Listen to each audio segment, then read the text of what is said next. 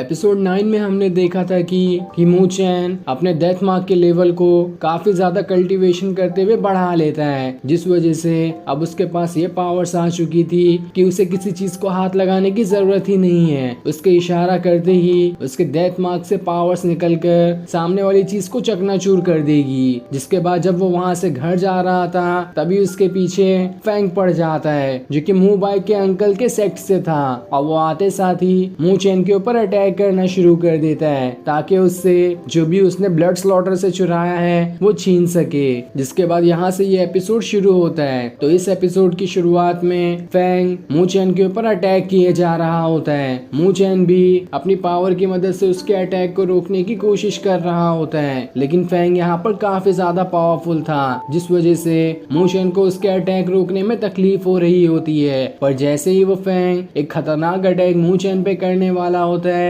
इससे पहले ही वहाँ पर एक स्पिरिट बीस्ट आकर फैंग के अटैक को रोक लेता है। जो स्पिरिट बीस्ट किसी और का नहीं बल्कि मू चैन के अंकल का ही था, जिन्होंने आकर मू चैन को बचा लिया होता है। जिसके बाद मू चैन के अंकल फैंग से कहते हैं, आखिर तुम्हारी हिम्मत कैसे हुई यहाँ पर आने की? हमारे इलाके में आकर मू चैन को परेशान कर रहे थे, इसकी सजा तुम्हें जरूर मिलेगी। तब ये सुनकर फैंग घबरा जाता है और वहाँ से भागने में ही अपनी भलाई समझता है। जिसके बाद वो वहाँ से भाग जाता है। मू चैन का अंकल भी उसके पीछे जाने वाला होता है, लेकिन मू चैन उसे रोक लेता है और उनसे कहता है, मुझे फादर से कुछ और काम है, इसलिए आप मुझे वहाँ ले चलो। जिस पर उसका अंकल मान जाता है और फिर वो मू चैन को उसके फादर के पास लेकर आता है, जहाँ मू चैन के ऊपर अटैक होने की वजह से मू चैन के फादर भी फैंग और उसके सेक्ट से बहुत ज्यादा गुस्सा होते हैं। वो मू चैन से कहते हैं, देख लेना, हम उसका बदला जरूर लेकर रहेंगे। वैसे तुमने भी काफी कड़ी टक्कर दी है उसे, इतनी जल्दी वो फैंग तो काफी ज्यादा अच्छे लेवल पर है और तुमने उसके अटैक को इतनी देर तक रोक लिया,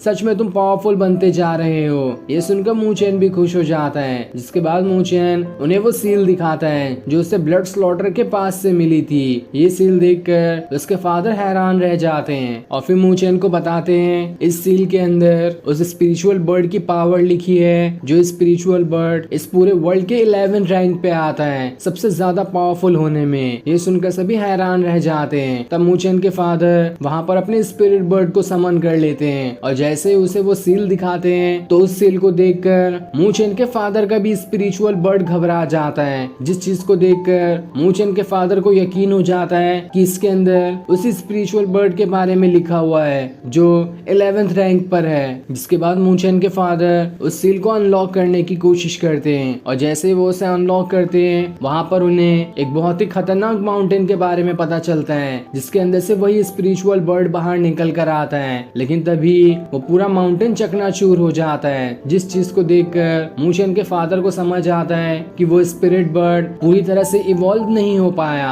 और अभी वो काफी कमजोर है। तो मुझे लगता है कि फैंग और उसके सेट के लीडर इसी स्पिरिचुअल बर्ड को पाना चाहते हैं ताकि इसकी कमजोरी का फायदा उठाकर इसका इस्तेमाल कर सके, और अगर ये एक बार उनके पास चला गया तो हमारे इस नॉर्थन सेक्ट को काफी परेशानी का सामना करना पड़ सकता है। जो सुनकर मू चैन और उसके अंकल भी हैरान रह जाते हैं कि आखिर फैंग के सेक्ट को ये चीज आखिर कहां से मिल गई। दूसरी तरफ फैंग अपने सेक्ट के लीडर के पास आता है जिसका नाम लियो होता है, जहां वो फैंग को खाली हाथ आए हुए देखकर एक खतरनाक अटैक उसके ऊपर कर देता है और उससे कहता है, तुम किसी काम के नहीं हो जो तुमने एक छोटा सा सील मू चैन से नहीं लेकर आया।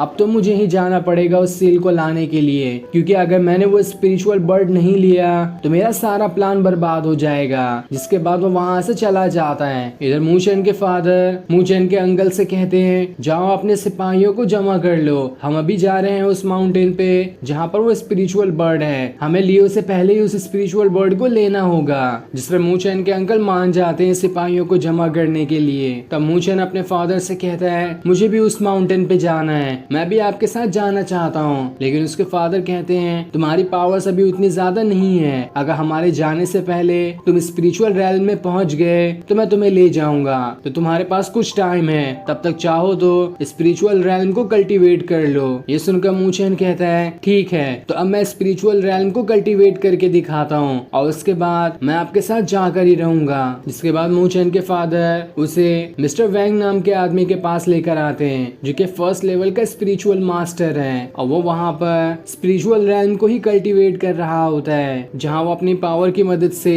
एक सील बनाता है और वो सील जैसे ही सामने लगती है वहाँ पर आग जलने लगती है। तब ये देखकर मूचेन खुद से कहता है, अरे ये चीज तो बिल्कुल मेरे डेथ मार्क के पावर की तरह लग रही है, तो मैं भी ऐसी सील बना सकता हूँ। जिसके बाद वहाँ पर खड़े खड़े अपना भी एक सील बनाना शुरू कर देता है और थोड़ी देर की ही कल्टीवेशन के बाद वो सच में वहाँ पर वो सील भी बना लेता है। ये देखकर मिस्टर वैन और मूचेन के फादर एकदम हैरान रह जाते हैं कि अरे मूचेन ने तो बिना कुछ सीखे ही इस सील को बना दिया। तब मिस्टर वैन उससे कहते हैं, क्या तुम एक और सील बना के दिखा सकते हो? जिस पर मूचेन एक और सील बनाता है और एक के बाद एक लगातार 4-5 सील बना देता है। ये देखकर वैन और मूचेन के फादर तो एकदम हैरान रह जाते हैं कि मूचेन तो सच में बहुत ज्यादा पावरफुल है, इसके जितना टैलेंटेड शायद ही कोई होगा यहाँ पर। इसलिए मिस्टर वैन मूचेन के फादर से कहते हैं, अगर आप मूचेन को यहाँ पर मुझसे सिखाने के लिए लाए थे तो मैं शायद मूचेन को नहीं सिखा पाऊंगा, क्योंकि मूचेन पहले से ही काफी ज्यादा टैलेंटेड है, पर मैं तब भी उसकी मदद कर सकता हूँ। जिसके बाद वो मूचेन को एक स्क्रोल देते हैं जिसमें ये टेक्निक लिखी होती है कि कैसे उस सील को एक फॉर्मेशन में बदलना है,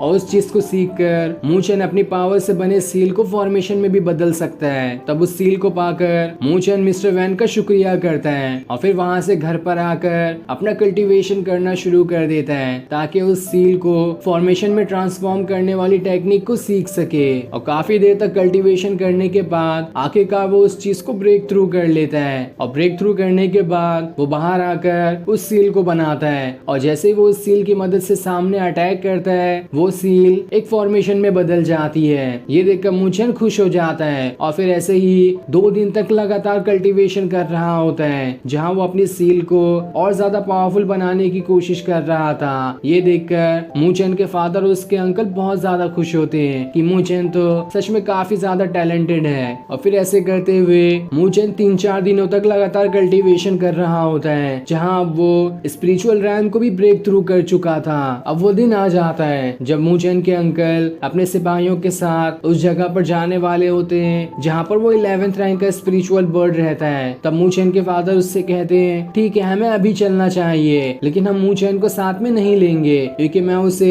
किसी भी मुसीबत में नहीं डालना चाहता।